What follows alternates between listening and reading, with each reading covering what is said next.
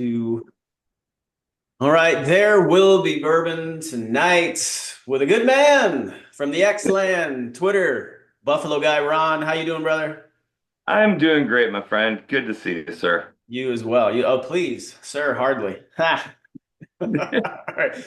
I work Before for we a get into living. this fine, esteemed American doing great things in the bison conservation world, as always, tonight's discussion will be fueled by America's native spirit. And when you have a guy named Buffalo, you have to drink Buffalo Trace. It's pretty obvious, but there's something else that he did mention that he likes to drink. And I will have some here with him at some point. A little Wyoming whiskey. I don't know if you got any of that or if you're even imbibing tonight, Ron, but I clearly have to. I mean, the whole show is fueled by that. And then I also got to know where you come out on this because there is a hot war going on right now. And I, along with many others, including the winning side, is rolling with Team Eggnog. Oh, my friend, I was actually tempted to bring a glass here. I might have to go bring some. I am a nogger. Ron's a Nogger. I love it. We are Team But Nog. we I knew are this the was going right to be good. side of history on this. Well, we're on the right side of history for a lot of things most recently. I would like to welcome you on being garbage. It's in your profile now. And we are 1 week post this. Yeah, this time last week, it was polls were starting to close. We were about to start getting the results flying in. And oh, did you stay up and watch that whole thing or Oh how'd you yeah. did you? Well, I made it to probably midnight or so, and Yeah. then checked every hour, from then on, and then woke up and went, "Huh? That was too easy." Yeah, I did my best. I stayed up till 3. I watched his concession speech. I pointed this out to a few people. I don't know how the dude does it. Like I don't know how he's manages to stay up and have the energy and to just keep talking for, odds on end. Never looks tired. But yeah, That's amazing. it I is. don't have that kind of energy. No, and That's it's so I mean, I do look at you because you look like a young guy. I mean, you're a grandfather. Yeah, I've got an 18-year-old grandson. You have an 18-year-old grandson. Wow. I have an Yeah. 18-year-old daughter. So, okay. That's where we are. All right, so I want to talk a little bit about you because like you are, obviously we, how Twitter, the X world is. Everybody kind of cross pollinates and dips into each other's, little world. And I think fairly sometime this year, I started seeing you pop up more and more. And the first thing I realized that you do is you make socks. That is pretty much that's my day job. Yeah. So what? How did you get into the sock making world? And what do you make them from the buffalo, the bison? Yes, we do make them from bison, and Wow. Okay. it wasn't a grand plan or anything. My family's been raising bison since the mid '80s and been around them a fair bit of my life. And late '90s, early 2000s, Dad realized that they shed this really pretty fluff all over. Mhm. And being a eBay fanatic, we've been pick it up off the fence and blackberry bushes and throw it in a box in the barn. And when the National Bison Association put out a challenge to ranchers to see if anyone could figure out a way to make more money per animal, Dad put the box on eBay. And a lady in Boston and a lady in Colorado started bidding against each other. In this 4 pound box of nasty, dirty buffalo hair sold for $420. Oh shit. Yeah, so you start asking questions at that point. Yeah. Why? What is this? And what purpose does it have?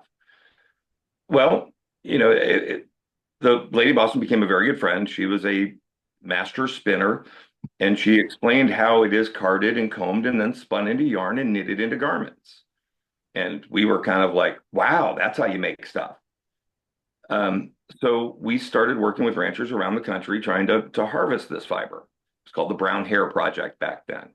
Okay. And our first product, we actually just made fluff for Mhm. hand spinning. We got it cleaned, washed, separate the coarse, crunchy guard hair from that fine, soft down, and we'd make it available for hand spinners because it's not something that's really been available for most people. That was about 20 years ago. This has just been a natural evolution. I ended up learning how to sit at a spinning wheel and make yarn. Then I learned how to take knitting needles and make stuff. And it was really our customers and all that kind of have guided everything through that. So next thing you know, we're making fingerless gloves for fly fishing. And then someone said, well, and actually the truth is the sock making was a Yeah. total accident. I had a batch of yarn that was a blend of bison, cashmere, and silk. I had my wife and I had refinanced the house. We had our entire life savings in this batch of yarn that we called luck at the time. And the spinning mill, instead of putting the two strands together at a fairly tight 7 twists per inch, accidentally did it at about 2 twists per inch. So it was unusable for hand knitting. And again, I've got about $100,000 in this batch of yarn. It's our house. Yeah. And so we were panicked and thought, we're going to lose everything. So I called some friends in the textile business and they said, well, just make something out of it. And so we made some socks. And wow, it just literally took off from there. That was it, That huh? has been the crazy train for about 15 years now. And no one was ever doing any of the stuff with bison before or buffalo, or they're the same, right? I don't want to act ignorant. Well, I am, but what's the difference? everything we have in the US are the American plains bison. Okay. The only true buffalo are the water buffalo in Africa, the Cape buffalo, the Asiatic buffalo. Mhm. Those are the real buffalo, but we've been calling them buffalo here since we got here. Right. Um, and that was basically the French that decided that the beef, is the native lands. So, um, and it has been done before. In the 1870s, the Hudson Bay Company Okay. started Yeah. up the Yeah. original buffalo wool company. Oh, wow. Okay. But then we killed all the animals, so Right. it didn't last very long. Oops. Our bad. Wow. And the best part, the original buffalo wool company, we went to Scotland and found the records. And they had been funded originally with 5,000 pounds in 1870s pounds, and they spent almost all of it on rum. And then they went back. Well, Yeah, and there's nothing wrong with that, right? I know. But so I like that they weren't using the name, not likely to come back. So we kind of adopted it. So And that's where we got our name. and you've been doing the socks for 15 years. Hmm. And where do you are they in, do you just do strictly direct to consumer from website, or are you in stores or We're in a couple of the national parks. okay, We're that's yeah. and we've got some product in on bison ranches, like-minded people. We Yeah. originally started out working with Orvis and Filson, and those were our two primary outlets. Mhm. As our little demand started to grow, we realized that we can't wholesale. We'll never be a big box brand of any sort. Right. So we kind of pulled that back in, and again, it's just been direct to consumer. We have some small military stuff that we do, Yeah. but other than that, yeah, it's us. That's cool.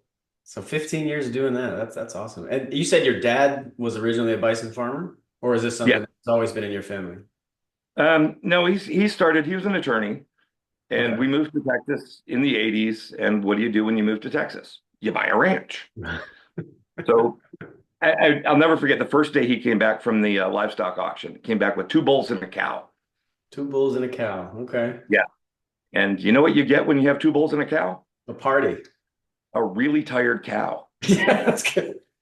I'll let you say Yeah, it. well, we have made every mistake possible. There's been nothing we've done has been intentional, planned, Yeah. or Should it have been two cows and a bull? that would have been a lot more efficient. Yeah. Yeah. So again, we've learned everything. Dad has raised everything from Vietnamese pot-bellied pigs to miniature horses to pheasant. Oh, the pheasant thing was hysterical. Comes home with like 25 pheasant. Uh-huh. We built a really nice big, like 60-foot by 30-foot run, all netted and sealed in, and open them out, let all the pheasants in. Next day we come back, there's like 26 pheasants. 2 days later, there's 23. And then we got down to Roger. And you can't Roger. eat the last pheasant. Roger stuck around for like 4 years.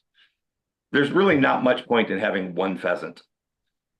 Um, but the Fort Worth Nature Preserve had put in the paper that they were selling off some of their animals, Okay. and they raised bison out here. And next thing I know, Dad's come home with some bison.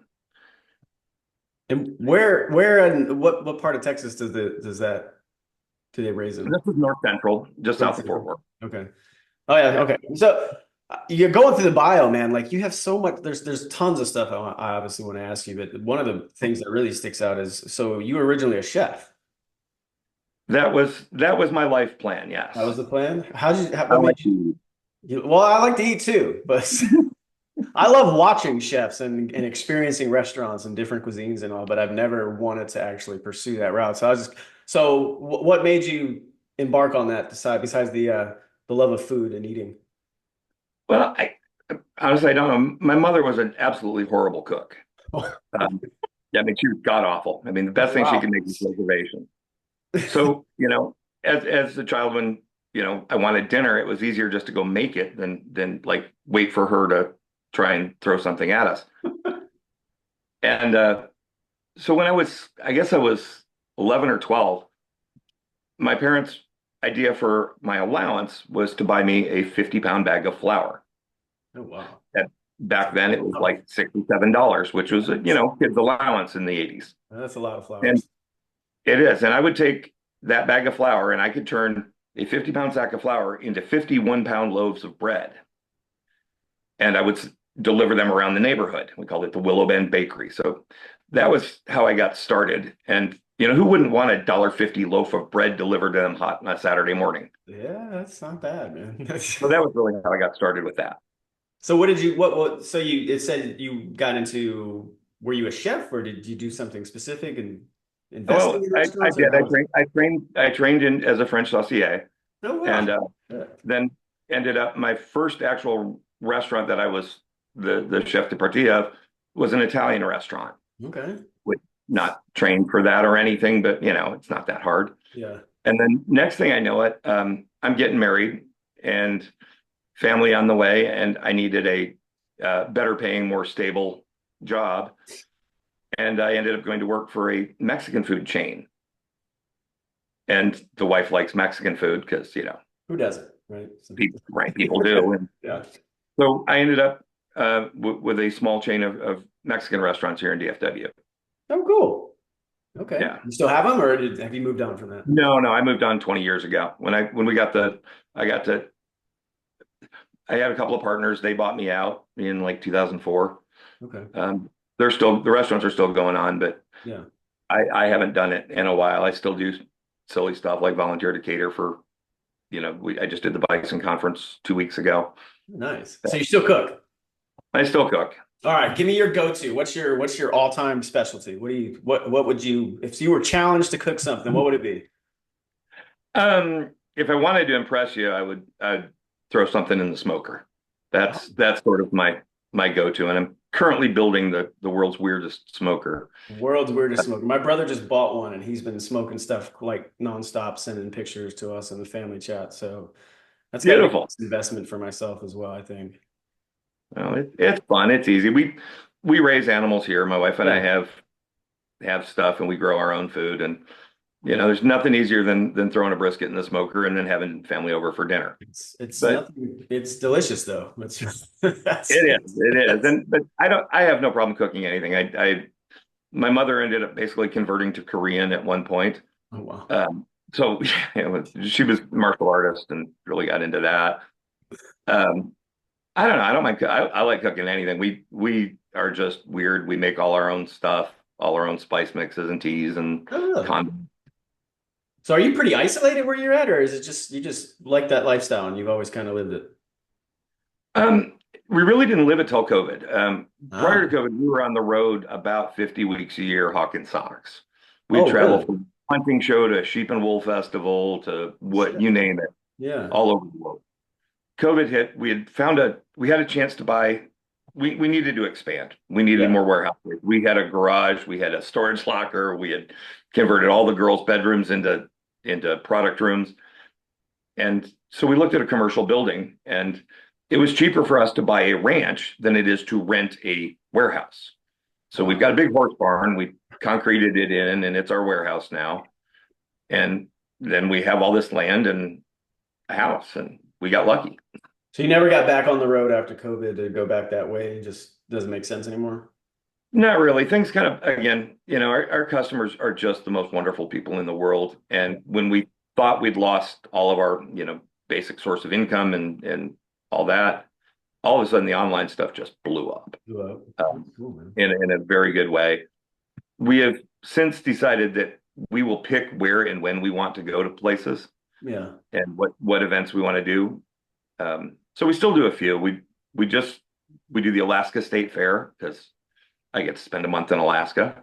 It's not bad.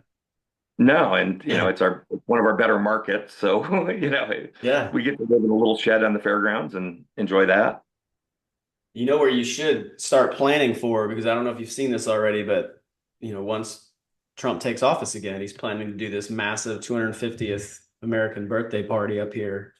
And he's trying I to do saw that. something, yeah, trying to do like a fair style where you have reps from every state. I'm just saying, man, it might be a good opportunity to throw some No, Buffalo I dogs that down. that that could be really cool. I Yeah. mean, we're going to attend one way or the other, but I know. yeah, I maybe we can't can come up wait. and down. Yeah, I need to go. Well, I mean, it's close enough. I have to go. It's like, what could be better than that? Um, so, all right. Are you the one making the socks, or how is that still going at this point? Do you have employees? Who's making these socks? You and your wife? No, we don't. No.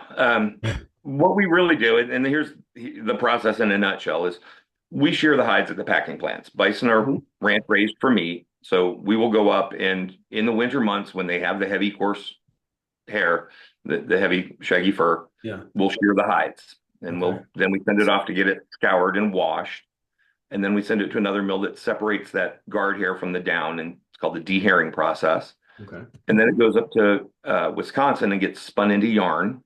And then from there, it goes to Osage, Iowa, and gets knitted into socks at Fox River Mills. Um, we've worked with a number of sock mills around the country. We work with Cabot Hosiery, who is darn tough, and Wigwam. And we occasionally do stuff with them, but Fox River just does a bang up job. So how long does it take from like what's the life like how long does it take to get a pair of socks made from the time you start doing step one to when you get them back from that?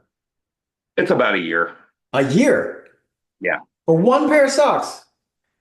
pretty much. Yeah, Wow. that's sort of the life cycle of the pipeline.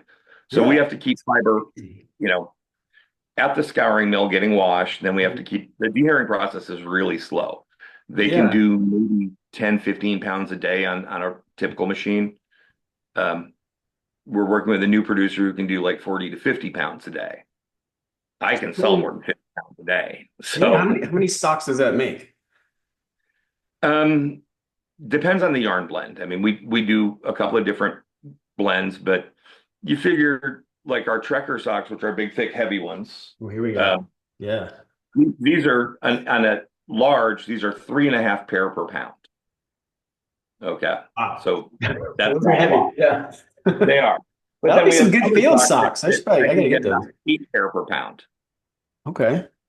So yeah, it varies. All of everything's different. Everything's done for different purposes.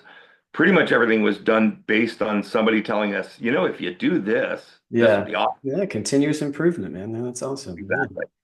And is it strictly socks or do you do other apparel, other clothing, gloves, Um, we hats, do a hat you're a lot wearing? of gloves and hats. This is bison fiber. This Is was it a really? mill. Oh, Yeah, that's this was a awesome. mill we used to work with in Pennsylvania that has went from 500 employees down to 50, Oh, and they don't wow. do custom work anymore. Damn. Yeah, but yeah, we use every part of it. I mean, down to we make bison tallow soap. All the parts that don't have a commercial value, we try and do something with. That's awesome. Dog chews from the horns. Um, Wow. Oh, okay. when you raise something, You harvest the meat as well? not I know there's a really. ton of bison farming going on. I know that's kind of gotten big. Oh, yeah, absolutely, it is. And again, we were just our whole purpose is to basically supplement the bison rancher on the meat side of things. Hmm. The meat can provide the bulk of their income, Yeah. but anytime you can add something to it and put a little bit more money in the pot, everybody wins. Just trying to add something that has actual value. So I am curious because you've been doing this with to steer it completely away from. I am curious because um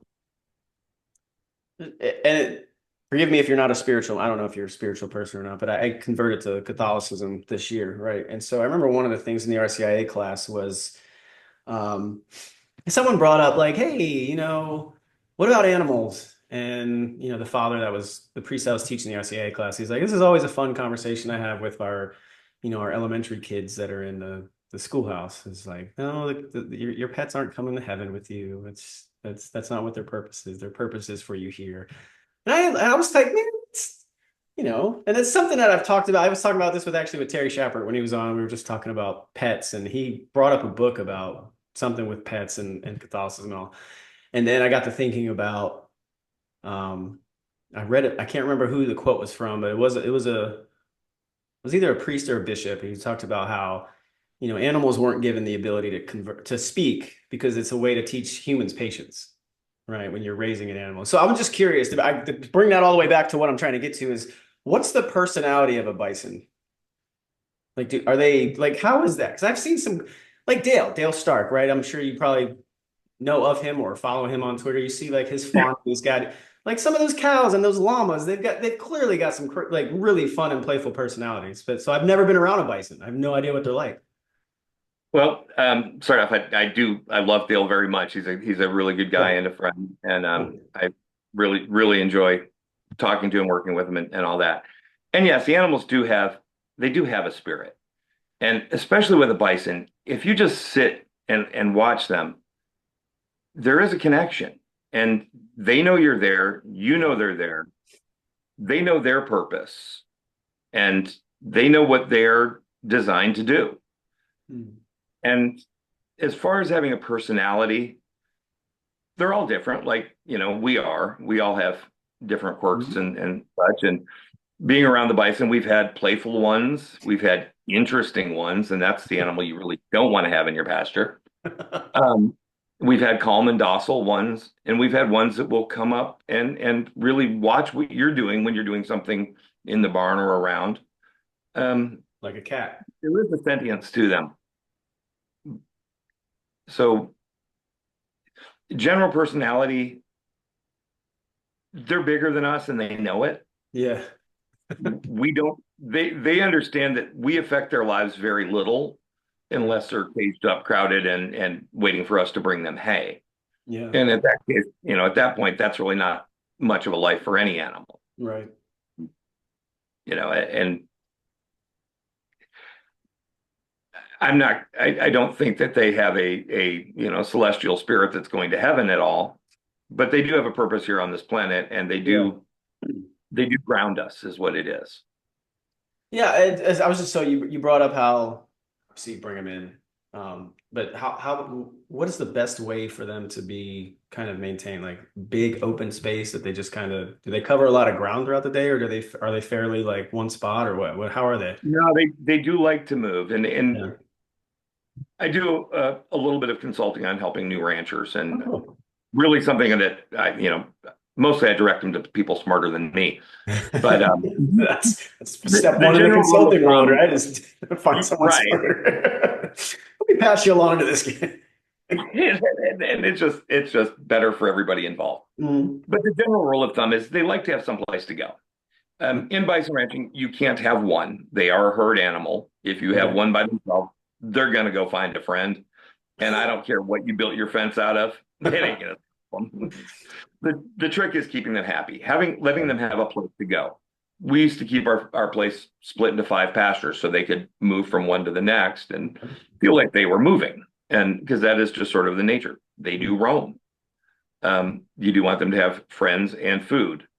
I Native grazing is the best way to feed a bison. I'm not a big believer in hay bunks and mineral grazing additions, but you do have to do some of that in different places, different times of the year. But the best thing is just let them be bison, let them be out there and let them be as wild as you can. How much do they eat a day? Average bull can eat 30 to 50 pounds of grass a day, so that's a fair bit. Yeah. I was always thinking about stuff like that. I was like, man, imagine if I ate 30 pounds of steak a day. Well, I mean, you look at the nutrient difference between 30 pounds of grass and 30 pounds of steak. Yeah, It yeah. takes 30 pounds of grass to make a pound of steak, That's basically. that's true. What's in your experience, what animal do they get along best with that's not a bison? That's a good Yeah, question. I was curious what they like to be around, if there's any preference from them that you've seen. I know that they're not really tolerant of horses for the most part. Really? They will get touchy around horses at times. Again, if it's confined space, they get I little, wonder little if maybe it's the size thing. Maybe they actually feel threatened by them because they're bigger. possibly. I don't know. And I have seen them also terrorize wolves, which wolves do tend to go after them. So Yeah, I would imagine I they're have I probably. have also seen in Yellowstone bison and bears just leaving each other alone. General kind of cool Yeah, relationship. yeah. I kind of, Um, I would imagine that too. Like, I feel like some things just kind of respect each other based off of just size, right? yeah, And yeah. then, Bison actually do really well with birds of all things. do they? They do. And going back to them shedding this fiber out in the spring, a lot of native ground birds, from prairie chickens, quail, pheasant, they would use that fiber to line their nests. And it just Hmm. seeing the interaction between bison and birds is really pretty interesting. Sometimes you'll see them with birds lined up down their back, Yeah, just I've hanging seen out, standing with them. Yeah. that. Yeah, So and it could be anything. I mean, it could be a crow, a hawk, a turkey buzzard, or who knows. but not a quail or a pigeon. I mean, a pigeon. Typically not a pigeon. Let me ask you, have you ever seen a baby pigeon? I don't know that I have. Pigeons aren't real. Neither are chickens. They're all That fed. was funny. One of my soldiers a long time ago, he's like, do you think birds are real? I'm like, I think birds are real. He's like, well, what about pigeons? I'm like, pigeons are birds. I'm assuming they're real. He's like, well, let me ask you this. You ever seen a baby pigeon? And I haven't. No idea. I've never seen a baby pigeon in my life. And then there's that story that came out at some point this year where I guess pigeons were so like domesticated and dependent upon humans for so long. And then basically once the mail system kind of got widespread, we just kind of cast them aside and now they're basically helpless. So I don't know. Oh, silly trash everywhere. Yeah, I don't know. But it is true. And I'm glad you admit that you yourself would probably have more experience with all these animals than myself, but you still have not seen a baby pigeon. I have never seen. I have seen baby hummingbirds though. You ever seen a baby hummingbird? Once, yes, they're always around my parents' place in Tennessee. They got a big little out in the middle of nowhere place, and the hummingbirds are always out there. But yeah, I have seen one. I actually had one when I was in California in Rockland. I was at the pool, sitting at the pool reading a book, and one landed right on the edge of my book and was just like staring at me for like 20 seconds. Ah, Yeah, hummingbirds are cool. I think they have a really cool personality. They're very playful.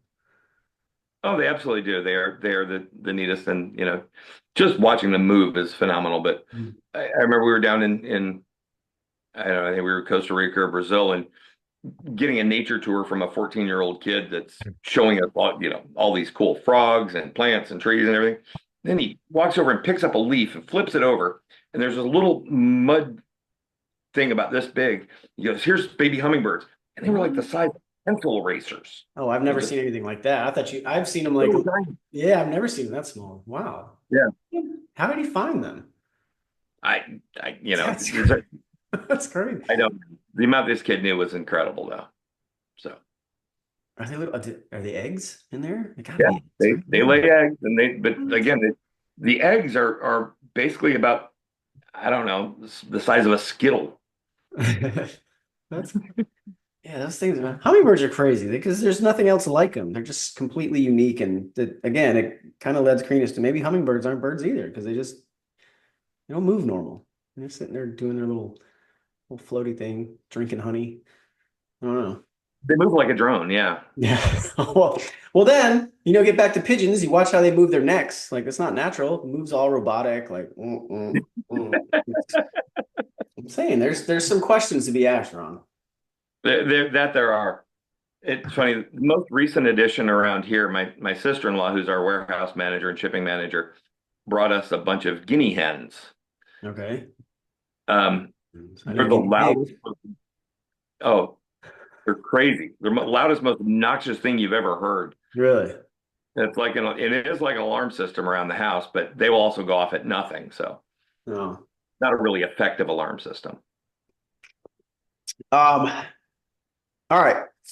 You mentioned you've done a ton of travel, but I do want to understand how you got into the. So you are the director of the National Bison Association. Oh, I'm one of 8 directors. It sounds important. Um, well, I don't know how much it is. Uh, Sounds I cool. really enjoy it. the community is amazing. The people that have decided to help save the bison Yeah. are all really passionate individuals. Nobody originally got into it for the money. They got into it because strictly for the love of the animal. Yeah.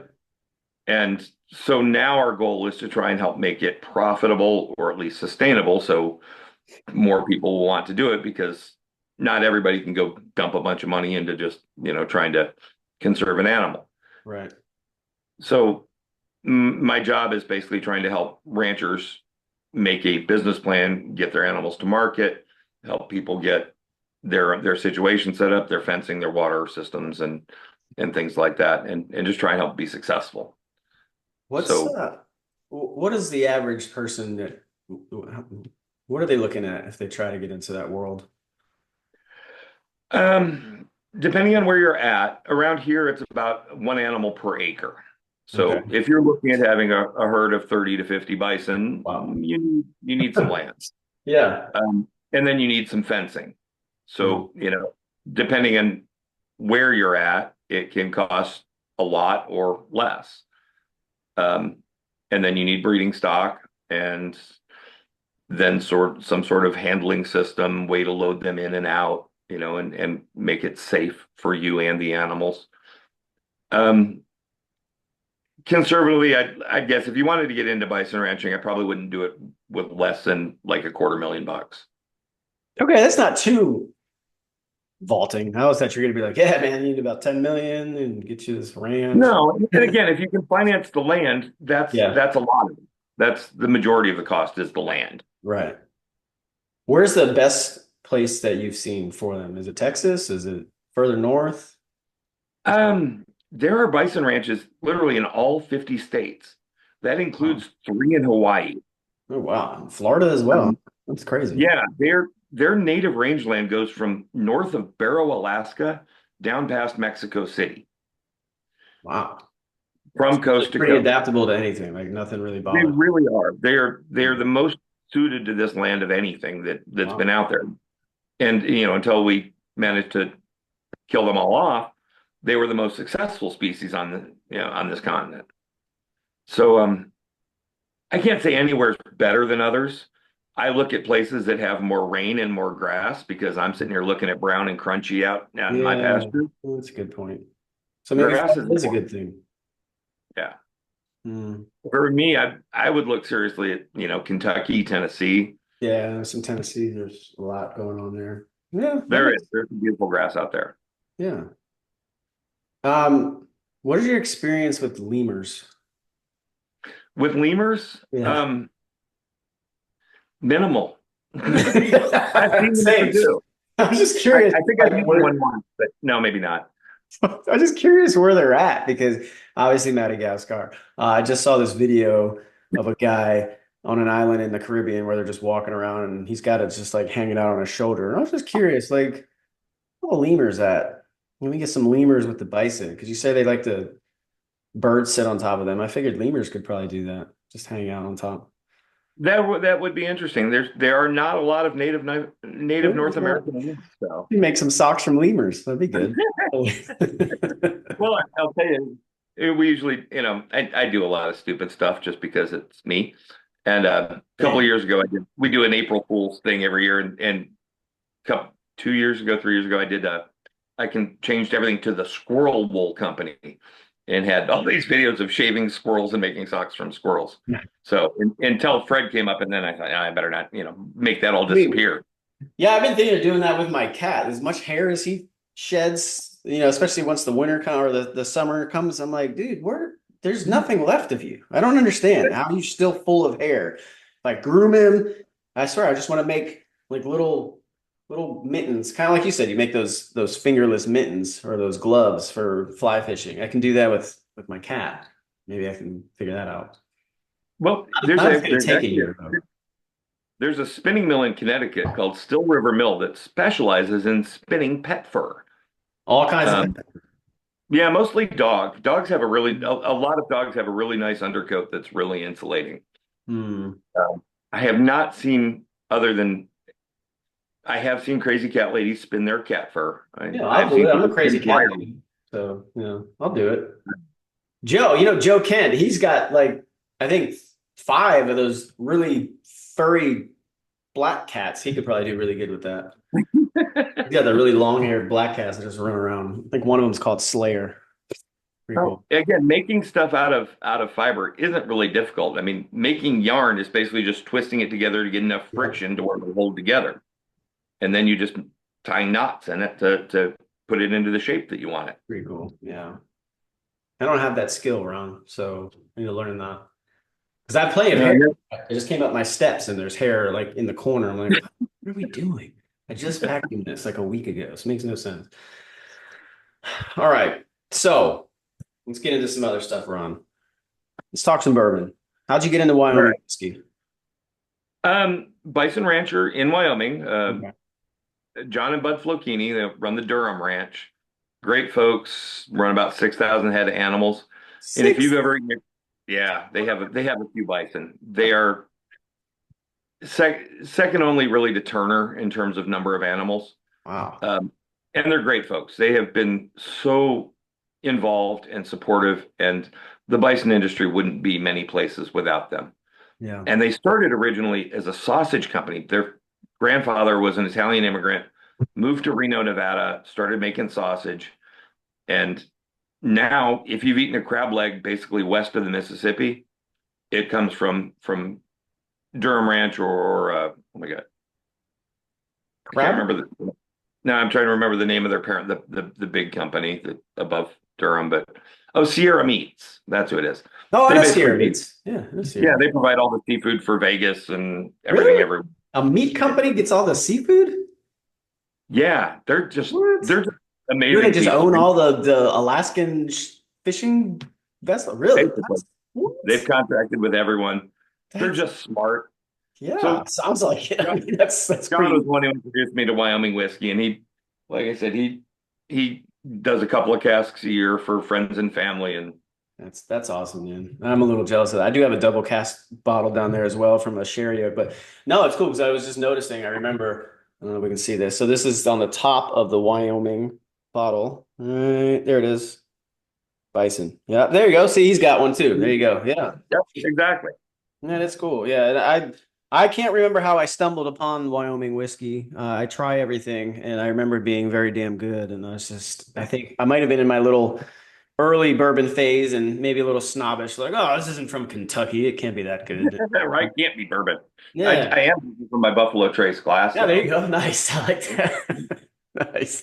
I was actually just at the, have you heard of Bowman Brothers? Bowman Brothers, no. Okay, so I was started by A. Smith Bowman here in Virginia. They've been around, let's see, he applied for the license 1936. It was right after Prohibition. Started up in Reston, moved down here to just outside of Spotsylvania. But they've been making bourbon here in Virginia forever. So have you heard of Virginia Gentleman? Yes. Okay, so that was their flagship. That's what they started with Okay. once upon a time, right? So they make that. But the Bowman Brothers were sold to Sazerac just after Sazerac bought Buffalo Trace in 1996. So there's like this little like inside baseball thing that they're kind of like a subset of Buffalo Trace and what they make, same mash bill, get a lot of the same stuff. I just toured their distillery here yesterday, Oh, and cool. their bourbon is very, very, very, very similar to this. Very similar and very good. I picked up a single barrel. It's a 10-year from their gift shop yesterday. Delicious. But yeah, if you see Bowman Brothers, Bowman, I'll check it out. yeah, give There's them a another one look. up here, Cackleton Creek, Cactocton Creek. Yeah. Cackleton Creek. That's Yeah. another good Virginia whiskey that's Yeah. delicious. I mean, I've had definitely. that a few times. the distillery's not that far away. I just haven't gotten there. I honestly, in the time that I've been here, I haven't done enough as that I want to. But yeah, Catoctin Creek, that one's on the list. I want to go try. Um, yeah, Yeah, they I'm have a surprised there's not bear. more here because of the weather, especially you get southwest, I think would be good. Even out in West Virginia, where there's actually, I guess, sort of they call them mountains, but something, right? Where you could get some elevation. But Mhm. yeah, I fucking love bourbon, Ron. It's American history, You're man. not It's just wrong, man. Again, everything about it is it just goes American really history. well with Nog. Yeah, that Yeah, and bison, they just go hand in hand. It's crazy. it does. But bourbon is literally like just drinking American history. Right. You're 100% right. And I love telling people that like it's always comes up in every tour. It's like what was the first food product ever regulated by Congress? Bourbon, the 1897 Bottle and Bond Act. I mean, it like literally codified how to make it. 51% corn, all that stuff. So yeah, crazy. You're uh all right. What is So your I do have a favorite? Wait, oh, go ahead. I said I do actually have a fun bourbon story because Ooh, I let's hear it. I like bourbon as well. And when we were touring around the country, we were for the longest time we drove this like 1985 Freightliner step van, basically like a food truck that we turned into a mobile shop because we could drive it to shows, and we wrap and decorate our vehicles to make them look all buffalo-y and get attention. Yeah. And we had a parking space at Buffalo Trace for a little bit when we were doing it, but we pulled up to Wild Turkey one day. You Oh, I know, still have eight to in the be morning, there. 9 in the morning. We'd Still have to be left there. some event, and Monday morning we show up, and we go in, and the lady at the gift shop goes, "Just be quiet and wait here." And we're like, "Okay, why?" It's a distillery. It's not a library. And she goes, "That over there, that's Ethan Wayne. That's John Wayne's son. No shit. And he's interviewing Jimmy Russell." And she said, "If you wait here a minute, I'll introduce you to him." So we stand there. She pours us a glass, and we say hi, get to meet Ethan Wayne. And I'd be more then, excited about meeting Jimmy Russell. well, yeah. And he's like, "Hey, you want to come here and have a glass of whiskey with me?" "Yes, sir." "Yes, sir." So we No, get to not at set, all. we sat and talked with Jimmy Russell for like 30, 45 minutes. Oh And wow. he gave us a personal tour of Turkey. And oh my God, it was one of the coolest experiences of my life is meeting a legend like that. Yeah, that's it. So I just picked up because they just had the release of the Wild Turkey 70th anniversary for him. Like that dude's been literally a master distiller for 70 years, Ron. I Like know. people are always like, "Oh, well, how do you stay young?" Like, why don't you look at the dudes making whiskey and bourbon? That's how. Look at that. Well, and we asked him, "What's your favorite way to drink bourbon?" Uh-huh. His answer was over ice cream. Ooh, okay. Not bad. I used to make some I used to make brown sugar bourbon ice cream. I like to make my own ice cream. That's good I though. don't know. Yeah. That's not a bad idea right there. Bourbon and ice cream. Yeah, I would love to meet some dude like that. Like I haven't been to Wild Turkey and I haven't been to Woodford. I think is there one other one that what's the other one that I haven't been to? So I finally did Buffalo Trace a few Christmases ago. Makers is really cool. Makers Mark. Jim Beam, I think, has the best overall like experience to where they do the tour and just how you see them dump it and you make your own and all. It's pretty cool. I've done a couple Yeah, of Elijah smaller Craig's pretty ones. nice too. Which one? Elijah Craig. Yeah, I went to Heaven Hill. I didn't get to do a tour of Heaven Hill. I just decided to do like their really like exclusive tasting to where like a Parker's Heritage and all the stuff that you can't really buy outside of the gift shop. But I would like to go back there and actually do the tour because they've got rick houses for miles. Like just the storage is insane at Heaven Hill, and they're really making some really good stuff. I just picked up this Heaven Hill grain to glass that there's or yeah, grain to glass that they started doing the weeded version. That's very good. Um, what was the other one? That's really cool, really good experience. They make all the Rowan's Creek and Nose Mill. Ah, Mhm. name of this. Right on the tip of my tongue. They make so many different versions. They make Johnny Drum, they make Kentucky Vantage. I gotta look this up. No, it's what is it? Oh, come on. One with the like the bot Willet Distillery. There we Oh, go. Willet. Yeah. Yeah. Oh, Willet Family Reserve is a decent drinking bourbon. Yeah, yeah. So it was crazy. Like when I first started really getting into it, the first thing I really got into was Noah's Mill, and I realized once I went there and they talked about it, the family sold it in the 70s, and they really didn't start making bourbon again until fairly recently in terms of like bourbon. But a lot of the stuff that they were selling at first, like the Rowan's Creek and the Noah's Mill, they were sourced. They were sourcing all of it from over in Indiana at MGP. And once they ran out of it and started bottling it again, it didn't taste the same, obviously, right? And that's the thing that people don't realize. When you get expected flavor profiles, especially like new distilleries, right? Because you can't just open up. a distillery tomorrow and start selling bourbon on Friday, right? Like, it takes time, No, it's years, going to take right? you a couple of years to get something in. Yeah, and that's why so many distilleries have to, they got to source, right? Come up with a flavor profile that they're going to use, and then, but also that's why they got to make gin and vodka and all these other little fruity things. And people don't The quick, realize yeah. Buffalo Trace sells Fireball, and they make that like it's just, like that's how they make a lot of money because you But, can't and just. and you know what Buffalo Trace is, right? Mhm. It's Old Forester. No, Yes, it is. It is no, rebranded Old Forester. I don't. They taste completely different. Are you sure? I think Old Forester is I'm more pretty Woodford sure. Reserve than that one. I don't know. I think we have to do some research on this, Ron. Look it up. I'm gonna look this up, Ron, and we're gonna come I'm maybe back. 78% sure. But yeah. 78%. That's not good. Well, that's about as sure as I am of anything. Yeah.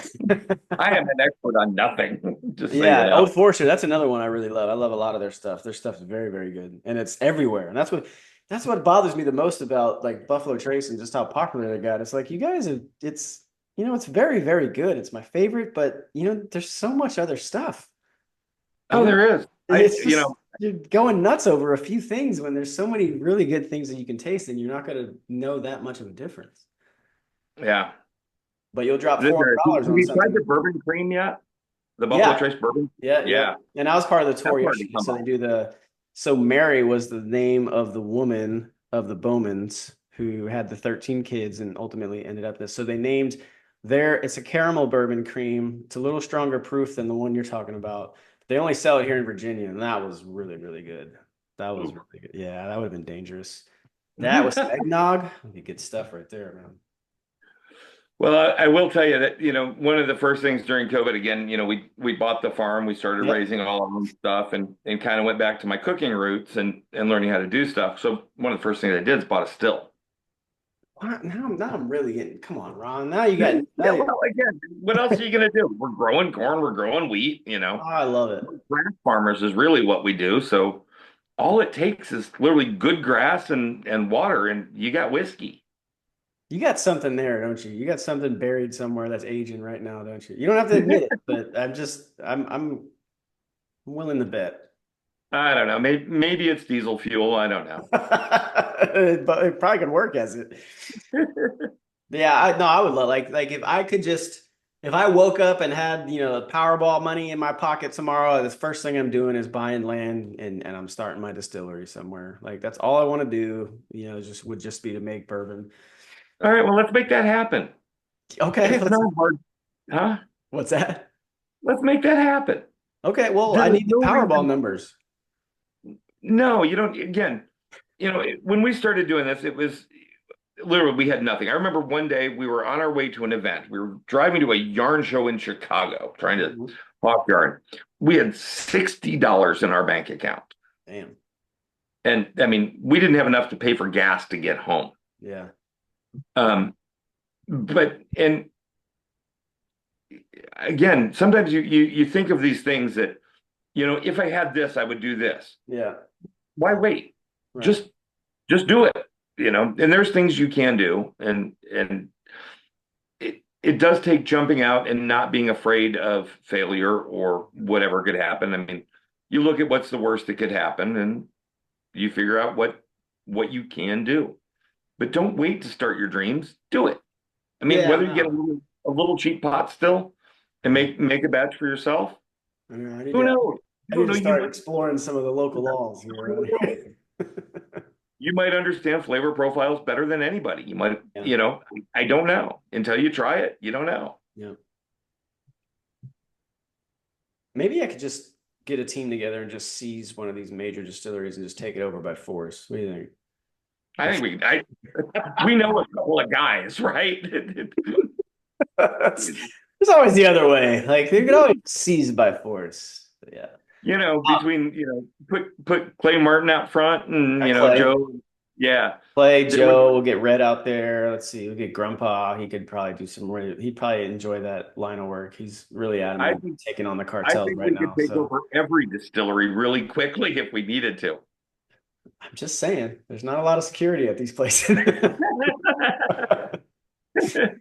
Yeah, No, no, that I mean that's a good, but you do it's a good point. It's a good message if people, listen through this to that point. It's true. You shouldn't wait. You should do as much as you can. Because you've got a really great American story, man. Like you've put everything into your business to make it work, and it's, you know, through ups and downs, it's working. we are so blessed. It's not funny. I mean, I wake up every morning and I'm grateful for the friends we have made, and that's truly the secret to everything is the people we have met along the way. That's where it's all come from, and I am not a smart guy. I know that. But I've learned to know recognize the smart people and figure out what I wanted. And I wanted to be able to do my own thing. Mhm. And I love being able to do that. And I love being able to hang out with friends, work with friends, know that our business is providing a living wage for American workers. That's cool, man. Um, that in itself is the most rewarding thing ever. But along the way, every time you lift somebody up, you just go with it. And that's the really cool thing is so if you have a skill set or a piece of knowledge that can help somebody else, the minute you share that, next thing you know, something's coming back to you. And that really has been the secret of what has put us where we are today.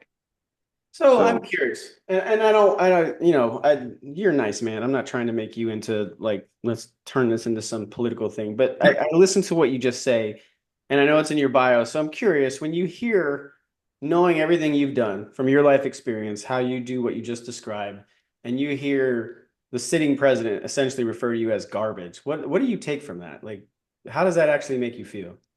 fuck them. Yes. If I cared what people think of me, in general, That's the amazing. only thing that matters are my friends, my family, my God, and my children. Yeah. Okay. The rest of it, I don't care. I want my friends to be happy. I want my family to be happy. I want to do the things I want to do, Mhm. and that's it. Again, laws, regulations, and things like that, we have to obey them. I don't want to go to jail. Right. So I do pay my taxes. I do, follow the rules. But in the meantime, I'm not going to change who I am, what I do, and who I associate with. I have I have an amazing group of people that we've worked with over the years. We've made a ton of new friends on Twitter that are just Yeah. awesome. You Yeah. bring Yeah. and all of them, you realize all these like-minded people working together. Um, it's just that's how we win, is doing things the way we want to do them with the people that we enjoy doing them with. I agree. And I think we're getting better at it finally, right? I think we're especially the last, well, you know what? You might be right. More so probably COVID. Because um, and this may predate you. I don't know when you got on, when did you get on Twitter? I don't know, 22 or something. Okay, yeah. So this definitely predated you a little bit by a few years, but COVID kind of started the whole, and you may have seen the term gold core get thrown out from time to time. Oh yeah. Oh Okay, yeah. so that I've got yeah, the so hat. that was yeah, so that was a creation from the most okayest Green Beret, Nick, if you're out there, what up? But COVID, like he started that because of COVID, like it started with the lockdown, right? And this was probably early 2020, and he just started a Zoom call, and it just grew. Like it was one person, then it was 10, then it was like the people who didn't like him trying to hack into it. And then it just kept growing from, oh yeah, it was weird. It was wild. So that kind of what brought so many of the people now together, like myself, Braxton, before anyone knew who the hell Braxton with his 200 followers, like showing who's Braxton? Like, and he had a really cool story. And we talked to him for 1 hour, like one night, just letting him talk out on his ranch. Grandpa, uh, Red was on there. Rick Dixon, he was the one that actually got me to come onto it. Brink, all that. It just kind of started from 2020, and then Nick had some issues that went on with Nick, and he had to step away. And then I kind of took it over from the Zoom hosting standpoint, and it just kept continuing like we were having 50, 60 people on every week. We would do it every week, every week. Yeah, and it lasted through probably 21, like once the COVID thing started to shut down again. And I know what's his name? Um, he's Spartacus OG on there. I think he still hosts something from time to time where he'll do like the Goon Zoom or whatever, and it's kind of a spin-off of that. But yeah, the point I make up with that story is that like that's where like the because that's we started working on the Alwyn Cash Medal of Honor during that time. Like it was like all those things came out of that, but we started using the fact that we knew each other and this technology and these platforms to start doing what you just described, to start, taking care of each other, but also doing what you want to do with your new quote friends, right? Like you don't need some of the other traditional methods. You have this new medium that you can use to your advantage. And so many of us started doing that. And I think it kind of led to what you're talking about. Well, it is. And, I was late to the party. I, Party's still my going. wife and I, we had 100,000 followers on Facebook. Oh shit. Um, Damn. yeah. And we were, sharing all our crazy there and things. And I just got frustrated. I shut my account down. I walked away. I, Wow. I had no interest in doing it anymore. I didn't want to interact with those type of people. And Yeah. so I started my little Twitter account and I started it as username 2445544. The classic boomer title. Just because I just wanted to say the things that I felt. Yeah. And all of a sudden, before long, I think one of the first people I met was Clay Martin. Yep. Great And guy. I thought he was giving away 5 books, Yeah. 5 copies Okay. of Prairie Fire. And I had gotten a copy, and I was so just, it spoke to me so much Yeah. that I wrote him and said, "Hey, tell you what, I'll pay for 5 more copies for you to give away." And next thing I know, we're kind of chatting and hanging out, and I'm watching what he's doing, and we're becoming friends. And then I don't know, somehow I ended up meeting Dempsey, and Yeah. The fucking Demp. He's another one that used to be on all those oh my things. God, I loved, and I finally met him like 2 weeks Oh, ago did in you person. really? Oh, awesome. I went to Texageddon, Oh, cool. just some of the most wonderful people there. Yeah. Berto, Larry, I just, Larry, yeah, Larry. All these guys have been on the podcast, man, except Alberto hasn't. He keeps getting suspended. oh, Never get a just chance. that he's like, oh my God, he's a wonderful man. I know. Yeah, he All used of to a be sudden, on I these felt like calls I was too. home.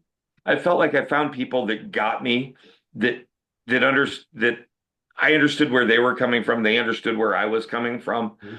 and we all just wanted basically to be left alone and let us do our own stuff, Yep. and that's it. I have my own projects. I like building shit. That's my fun. I make stuff. And I felt like I kept getting judged in other places. Then all of a sudden people are here and like, dude, that's cool. I'm like, Mhm. oh, thank you. And I'm having fun. And then all of a sudden it just becomes fun and life becomes happy. And I wake up every morning and the first thing I say every morning is you got 24 hours. Don't fuck it up. And that's it. We're all allocated a certain amount of time with our life. And you better enjoy it. You better do the things you want to do with the people that make you feel good. And that's it. So, and this is a community that I've found.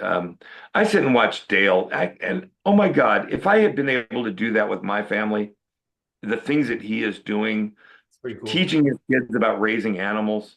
Yeah. We did this because of my grandchildren. I want them to be able to come to grandma's farm Yeah. and hang out, learn how to process chickens and take care of the piggies and do all this silly stuff. Things I never got to do. And I love seeing people win in whatever mode they want to win at. Yeah, absolutely. Yep. Yeah, no, I think it's a great point, and you bring it up because again, you don't have this community without what you decided to end and come over to a different like like outlet, right? Social media outlet, whatever, Twitter, whatever. No, I do find it funny that like the first person you stumbled across or found was Clay Martin, though. I think that's hilarious. So I'm gonna text him and tell him like, "Hey, man, Buffalo guy Ron. I don't know if you know this, but like somehow he found you, and I hope you're happy. I hope you're proud of yourself for what you." No, again, we He's have, a really good dude. Really good dude. but they're everybody. Yeah. I have not, Yeah, no, assholes you don't last won't find any long. dicks in that side of the world, but there are some on there. They're absolutely There just are, they're on a different side of the whole spectrum, but yeah, they're but I there. will tell you They're that lurking. our side is going to kick that dick's ass every Oh, time. I know. Yeah, I absolutely. mean, I have no question that I mean, it's I have very literally met similar the to biggest group defeating of the badasses anti-Noggers. ever. We're gonna win, you know? It's the same thing. The outcome's inevitable. You might pick your side, but you're like you just said, you're on the wrong side of history, man. Everyone's on the team You nonsense. know, Crone and Claude Klaus or Kraus are both anti-Noggers. That's fine. Um, which is Everyone makes really sad because they're smart guys. They're good people. They they just are, don't but you know what? understand. They sometimes even the best make bad decisions, you know? And And again, this is just an example of them doing that. well, the Nog Wars, they will We be fight what they'll on. be. We fight on. But in the meantime, I'm telling you, it's pie. Pie is the important stuff. And Hi. it's pecan. Are you about Yeah, to start a pie war? I'm working on it. You're working. All right. Give me the details on the pie war. Which pies are we going to war over? Well, I just part of it is I live in Texas. We have 15 pecan trees on the property. Okay, Pecans so are we're going delicious. pecan pie, huh? The rest of the world can't have key lime or pumpkin, and pumpkin sucks. I hate So, key lime. I hate key lime. right. I'm from So Florida. it, Ugh. I know. So, and Pecan pie's good. All right, so we're talking strictly what for Thanksgiving, or are we just talking pies in general? pies in general. All right. So the recipe I'm releasing tomorrow is a bourbon maple bacon pecan pie. Oh shit! You're putting this on Twitter? Well, it was actually gifted to me from a Twitter follower, but I'm Oh, putting it on our newsletter because it looks delicious. And as soon as I get off this call, I'm gonna go make the pie. okay. Well, I would prefer. So my daughter's a huge. My daughter loves to bake everything. Like she's incredible at it. So if you don't mind sharing that recipe, I will forward it to her and have her create that for me when she comes up here next month. You got it. I will send it, and I've got a Outstanding. box started for you with socks and stuff, and That's fucking cool, man. I really I'll send some appreciate text. that. Let me I'll know send what some I, yeah, pictures let later. me donate to your cause or something. Like there's got to be something. No, Come on, man. But so here's one thing. I know you say pumpkin pie, which I won't argue too much about pumpkin pie. However, the Costco pumpkin cheesecake is amazing. I don't know if you've had it. anytime you add cream cheese to anything, it's delicious. You're not wrong. My daughter makes I the mean, amazing really, cheesecake. Her cheesecake is that's part of the reason we got a dairy cow. for cream and cream cheese. How do they make cream cheese anyway? I've always wondered that. What is cream It's cheese? basically adding acid to heavy cream and letting it congeal, straining out the whey. Cheese making is not hard in general, but it's a whole nother rabbit hole you go down. Yeah. Talking about skills, that's sort of what out of COVID, I really sort of adopted the fact that I can stack ammo, I can stack food, I can stack tools and things like that. But the most important thing I can do is learn shit. So the fact that our side of Twitter writes books like they're going out of style. It's very true. And then we do I have an know. author who likes to not really write books, but yeah. Yeah, there's a few books out there. So I we tend to read a fair bit, and my goal is just to learn to do as much as I can. What's the thing that you're most impressed with yourself of that you learned post COVID or during it that you thought you never would? Truthfully, I've really learned how just flat stupid I am. And hear me out, okay? All right, I'm gonna hear you out because I All disagree. right. The definition of intelligence is making the most effective use of your resources. Okay. Okay, being the most efficient person possible, the Yeah. least amount of effort, getting the best result from whatever you do. So anytime that you expend extra energy, extra effort, go above and beyond, do something that might take you an extra, couple of steps, couple of hours, couple of days, whatever, and you only get a marginal better return, that's inefficient. That's stupid. So, taking the time to raise your own poultry Yeah. because it's a little bit better, that's stupid. Taking the time, the fact that I have to go out every morning and do chores before work, after work, and take care of everything, that's not very bright. I can go to the grocery store and buy meat, I know good ranchers who are producing good quality stuff I can just buy. Mhm. But wanting to do whatever it is yourself, that's pretty dumb. We can't do it all. We are specialized creatures. We all have a set task that we tend to do on a regular basis. So wanting to do everything, that's dumb. And I'm okay with it. But what did you decide that was your best thing that you taught yourself then? I don't know. I don't know that I really know anything. I am seriously, I just You know a lot of shit. You're just being humble. You're being a little too humble at this point. no, I mean, I learn stuff from people every day. Yeah. We've done really silly things. We started roasting our own coffee. We grind our own grain. Um, and I enjoy it. Yeah. Okay. Marginal better return. Stocking Mill roasts some freaking beautiful coffee. Mhm. They do an excellent job. I am nowhere near as good. But in the meantime, I'm going to spend 30 minutes an hour every Sunday and make my coffee for the week just because I want to. That's cool though. And, That's pretty and cool. at some point, I'll get better at it. Yeah. At some point, but in the meantime, I'm learning the process. I'm understanding it. And that's, to me, just being able to understand everything because we're presented so much and told this is what you should do. Yeah. This is how it should be. Yeah. We believe that. No, that's a good I don't believe, message.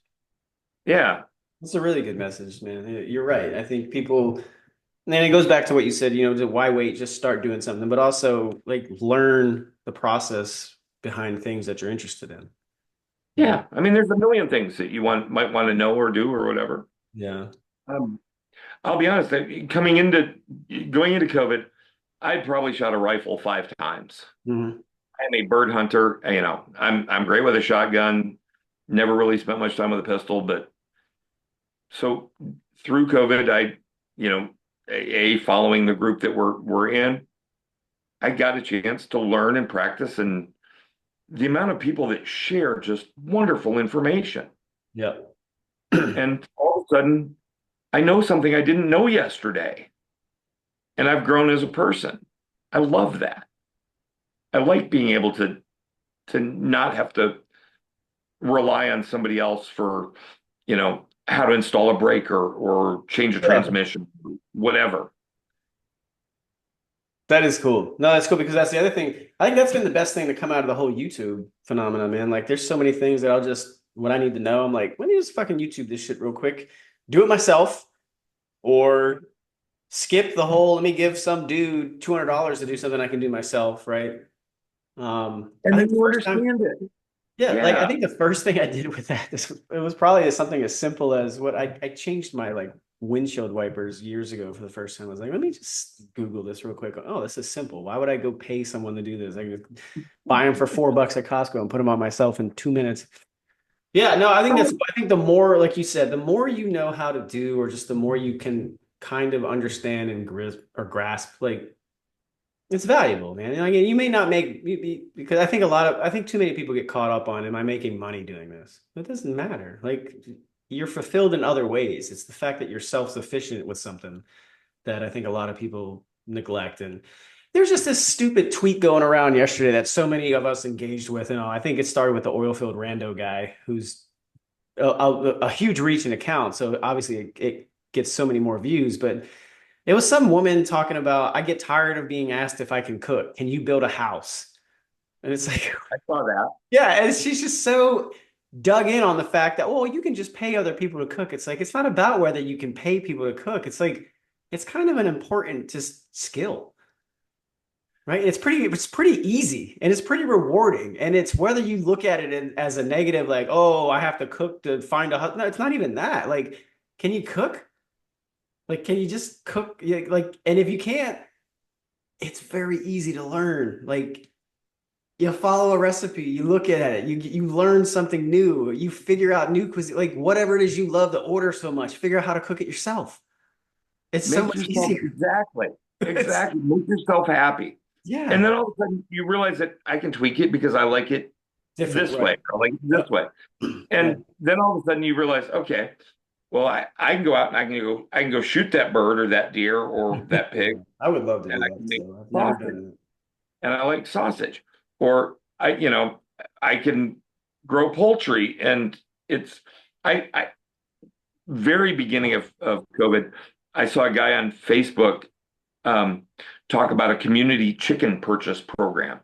And I was like, what? You're buying a bunch of baby chicks and raising them? And so I kind of stalked the guy. He is now my best friend and shearer. He shears our bison hides. Um, and so I learned how to raise chickens and then take them apart and put them in the freezer and then on the grill. And all of a I'd love sudden, to do it's that. just better. Yeah, When you do it how you want, whatever it is, when you do it the way you want, it's going to be better. I'd love to do that. That's kind of the just animals in general and hunting. Like honestly, like people when I say it, they can't believe it because they would just assume like, no, I've never gone hunting. I would love to do that. Just never have. Shoot a rifle all day. Shoot All guns, no right. problem. Just What are you doing? What are you doing in August? I've never shot a moose. I'm going to go moose hunting this August. is that really where I should start with a moose? Hell, Everything's that thing easier has an after ability that. to that thing has the ability to kill us. I'm not worried Yes, about a deer, a moose. I've seen what they've done to trucks. Like, but get up but running. here's the thing: if you do the hardest thing possible, That's true. after that, everything's easy. Well, why don't we just go to Alaska and go find a grizzly? We're going to Alaska to shoot the moose. Oh, really? Yes, Okay. In August. in August. All right, let's stay in contact. Let's see what we can do. We go up there every year. We van camp for a couple of weeks, just kind of we rent U-Hauls. It's the cheapest and easiest way to travel. Okay. We've been doing this for 15 years. Uh-huh. Um, and all of a sudden, normally we just fish. I load up the freezer with salmon and halibut and rockfish and whatever because the Oh, I family love likes rockfish. it, I love right? rockfish. Yeah, so good. So we go up there. We live in the back of a U-Haul truck. It's $30 a day, 70 cents a mile, It's awesome. and you go have fun. I mean, again, you don't have to have $1 million or you don't have to go spend 5 grand to go do a trip. You can do a legitimate fill your freezer trip for 1,500 bucks. All right. Might be an idea. All right. And we got plenty of places to go shoot moose if you want, or caribou or ptarmigan, or there's other things up there you can shoot. You can shoot a grizzly if you want. And I would I prefer to like I said, let's start a little lower than the All Grizzlies. right, then if you want, come down here. We Okay. can sit on my front porch. I've Okay. got deer that come in. I Oh, I perfect. I bow hunt off the porch if I want. That's perfect. Let's do that. Yeah. That's easy. All Then right. we'll drink So whiskey come while we're check doing us, it. brother. Oh, even Smoker will easy. be finished soon. We got space. Love to have you, and we Oh, have hell bourbon. yeah, man. Hell yeah. I will absolutely take you up on that offer. I'll bring the bourbon. Okay. We'll just sit there and shoot bows and I'll miss and you can hit them and I'll just drink bourbon. It'd be great. There we go. You can shoot a rifle. I'm Yeah, I could do still the I'm rifle all still day. Well, I don't know. I'll probably get lost on Delta or something. Who knows? But yeah, we'll I see. got a few around. Okay. Maybe I could bring ammo. Will they steal that from me at the airport? I'll bring a bunch of ammo. Do that. I don't worry. I got we did the NRA show in Harrisburg for a number of years, and before I knew anything, I was buying pallets of ammo just because you know Dude, you had no Fauci, idea what you stumbled Benelli, on. Yeah. I could get pallets at the end of the show for $100. What? Yeah. Oh, it was crazy. And that's what people don't understand, right? Like everyone's just like, oh, we got to take away the guns. It's like the guns aren't the problem. If you take away the ammo, then you got a problem. Ammo is what you need. You only need one gun. Exactly. How many bullets do you got for the thing? Yeah. That's cool, man. Man, All right, be Ron. good. Good hanging out with you tonight. You too, brother. Appreciate Thank your you. time. I am definitely going to take you up on one of these offers, so I will be totally in touch with you. Anytime. All right. Now, do me a favor, for those who have made it to this point, where is the website that they can find the socks that we just talked about that you are selling based off of your Bison It is collection? all right. It is thebuffalowoolco.com All or right. just Google Buffalo Socks. We're easy to find. Google Buffalo Okay. socks with the buffalowillco.com. Get some Bison socks. And Handmade. call me, write me, ask me whatever. Okay. Yeah. So Hell yeah. All right. That is Ron Buffalo Guy Ron on Twitter or X, forever known as Twitter to the rest of us. And that is all.